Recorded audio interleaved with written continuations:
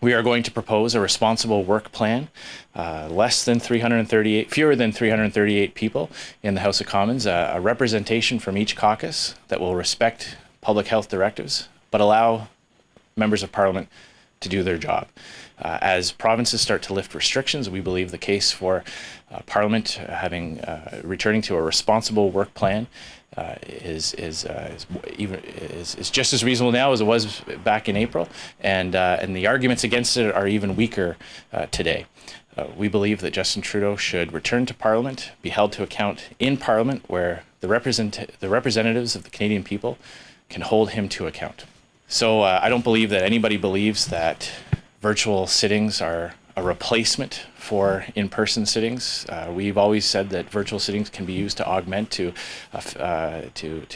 facilitate members who may not be able to come to Ottawa, but it certainly is no replacement. And Mr. Trudeau should not be using a health pandemic to avoid accountability and oversight, and should not be eliminating the role of the people's representatives. Elected members of Parliament come here to be a voice for their constituents, to hold this government to account, and that needs to resume on May 25th. We have a system right now where Parliament sits once a week in person with a limited number of MPs who are highly concentrated around within driving distance from Ottawa, who get to actually be there in person.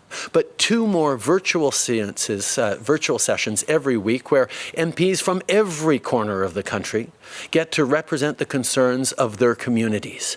That is something that has been extremely effective in making sure that we are hearing from the breadth and scope of concerns across this country, and not just those folks who are within driving distance of Ottawa. We've proposed to continue that, and I know there will be discussions with the other parties on the best way to move forward, but we all agree we need to continue with a strong democracy and a functioning Parliament in a way that ensures that concerns of Canadians from every part of this country get heard.